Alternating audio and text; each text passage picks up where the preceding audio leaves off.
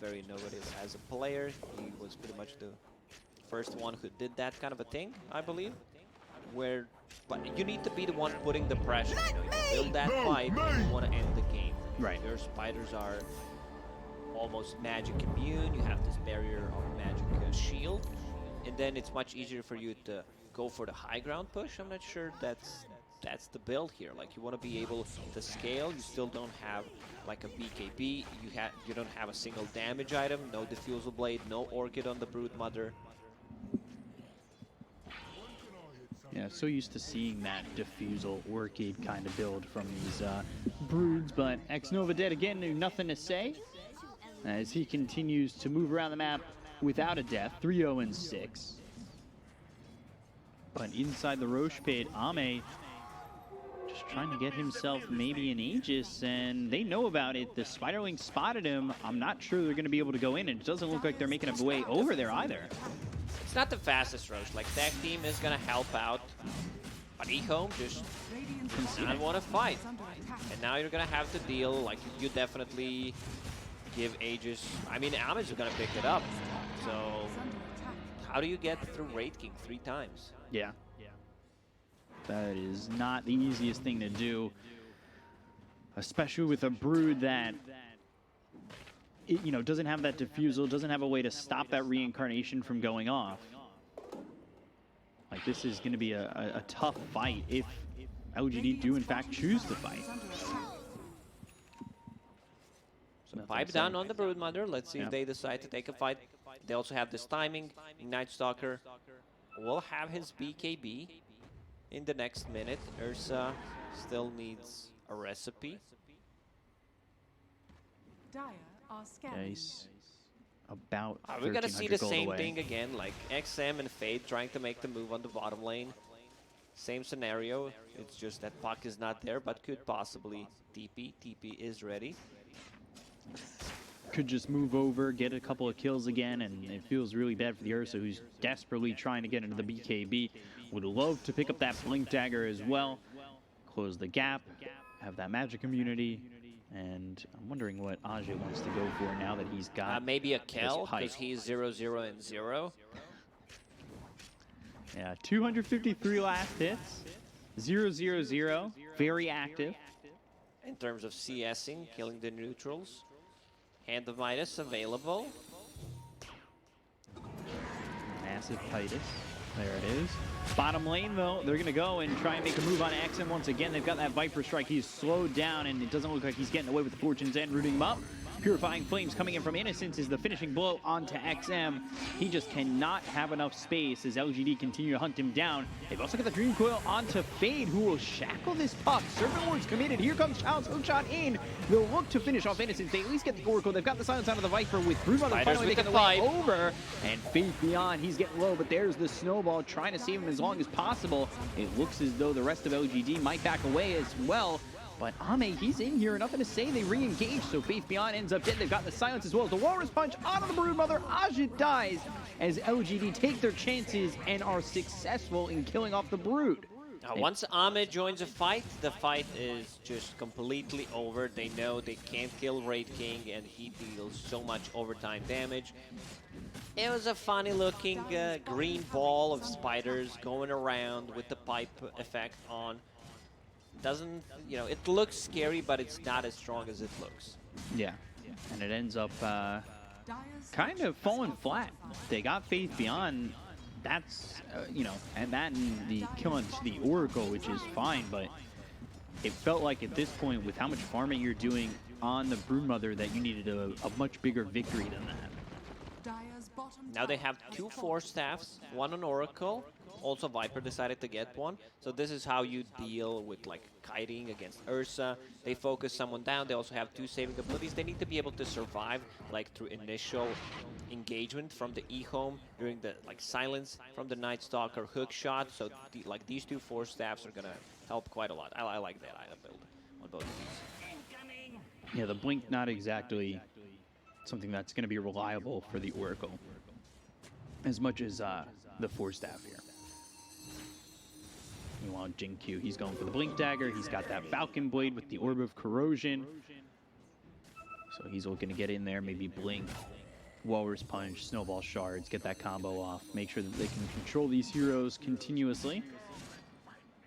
Skeletons against spiders. So far, the skeletons are winning. It's an AC next for the Wraith King. He's already got that Hyperstone.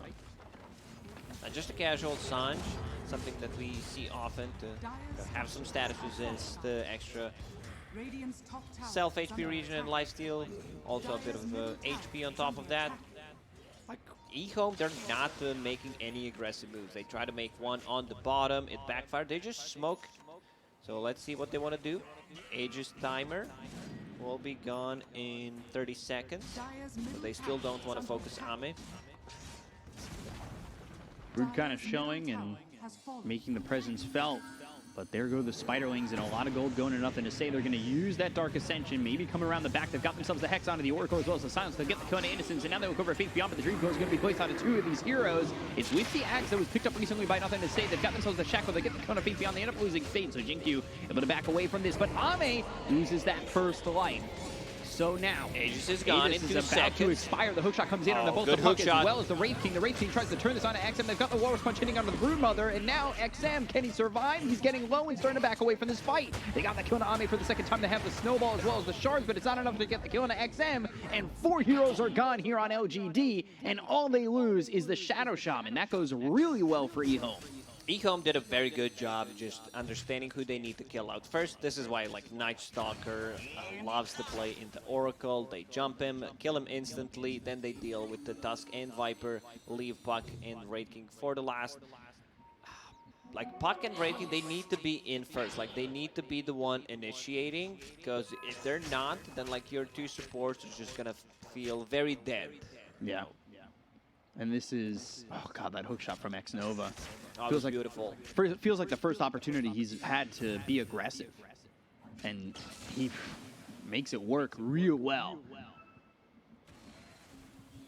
Just even with the advantage that LGD have in terms of net worth, it felt very one-sided in that fight, but that was because of the execution coming in from EHome, which is one of the things that they've struggled with a lot throughout the season. You know, even going from Yao to QQQ, it's a big difference in coaches. You can see the difference in drafts. It's now just about how EHome execute this and how they can make it work, because even in the last series, they had these great drafts, but they weren't finishing. Yeah, that's the problem with the EHome pretty much. Like, I don't think there was nothing necessarily wrong with their draft. It was just about that execution and yeah, like even though they were 5-6k gold behind, they're still taking that fight. Ajit going into Hex next item. First he had like the Fusil Blade BKB. This is an earlier timing, so you have to start thinking about something more late game oriented. With Shaman and another Hex, they will be able to control the Puck. Not just Puck, but one extra hero. Night Stalker deals like ton of damage, provides a lot of control, especially during the Dark Ascension.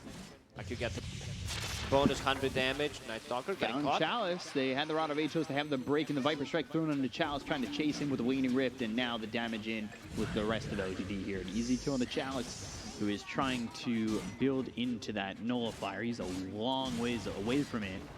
And, standard build. You want to be able to deal with the supports, extra slow, nullify any kind of coil now force used on staff. XM. Pops that in rage early, snaps the coil, trying to run. Earthshock getting some distance. Nothing to Say might stay with him with the Illusory Orb, and that's exactly what he does. But here's the Hex coming in from Fade. They've got themselves the Shackle. False Promise. And with the phase shift, Puck trying to survive, but they already got the Cone of Innocence. They'll look over at Ame. This might be a terrible fight for LGD, because they are going to pop the first fight from Ame.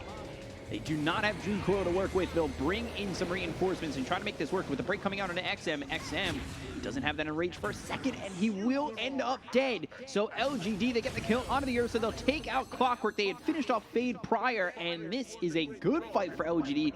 Almost a well-laid trap for EHome. I was surprised EHome decided to take that fight without a Night Stalker. Like, Night Stalker is the guy that you need to be alive to control the Oracle. Like, you've seen Oracle using a Force Staff to be able to close the gap, get that ulti on the Puck. And Ame, like, it takes quite a while to kill this hero. He has AC on, he has some status resistance, so like those silences and stun are not gonna last as long. Also, he got level 20, so will be a bit more speedy. Yeah, such a good move there by Innocence, knowing how long he had to get there. Four staffs himself, just in a range. False promise immediately into the phase shift, getting away and keeping nothing to say alive.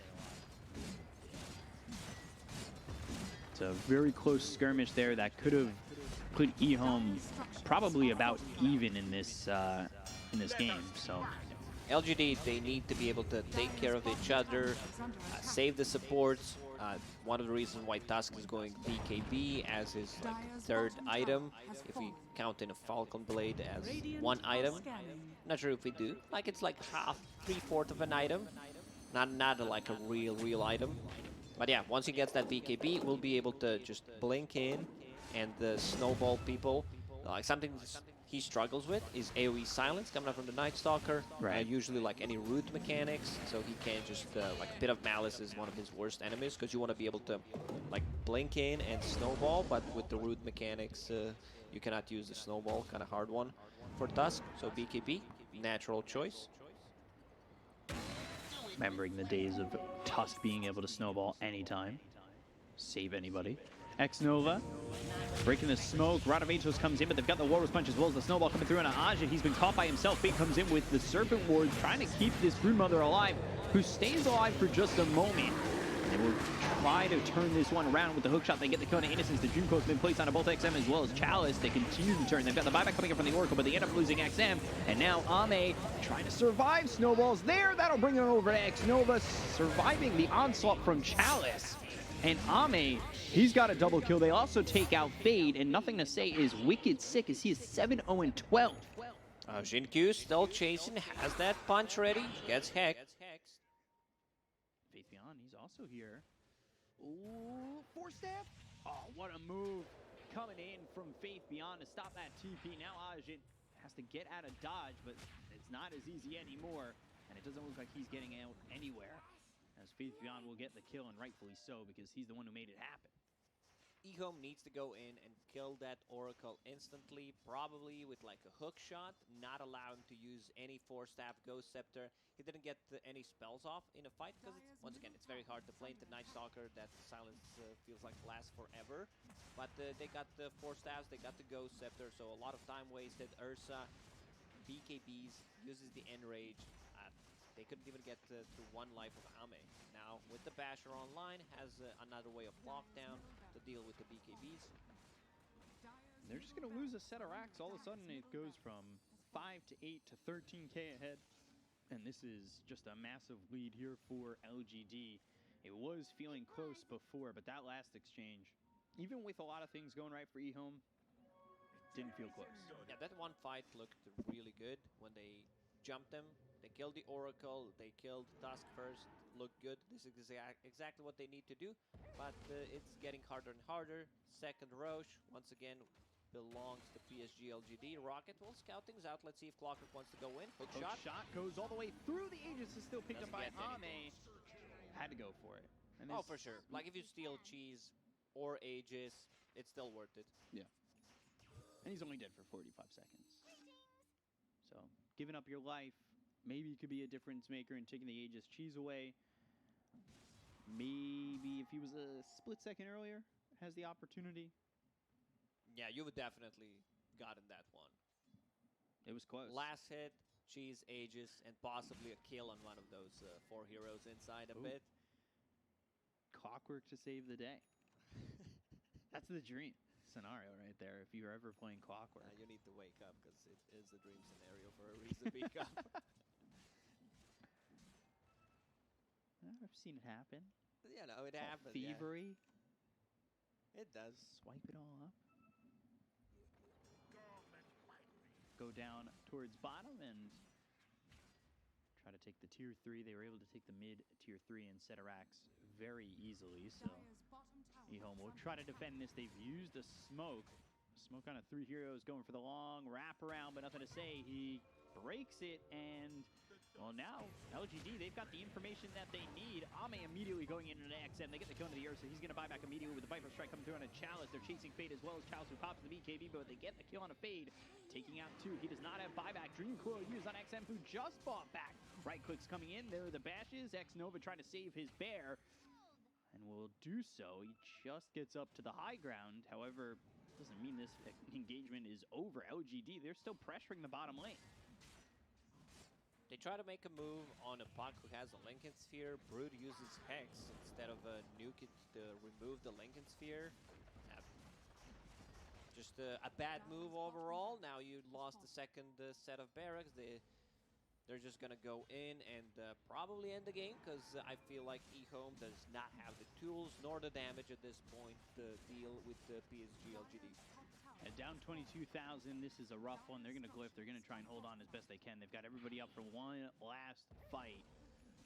Maybe they can take something and come out ahead. But that's not exactly the easiest of tasks ahead. They'll move forward. They've got the break on a Chalice. Viper Strike is used, so now he's hit with the Walrus Punch and immediately just dispatched from the fight. They're going to bring the Broodmother in, who's hit with the Abyssal Blade. Down goes Ajit. He's got no buyback, and GG will be called. LGD take game 1 in a simple one that looked okay for EHome at the beginning, but fell apart soon after. LGD doing a great job, and, you know, maybe the record doesn't exactly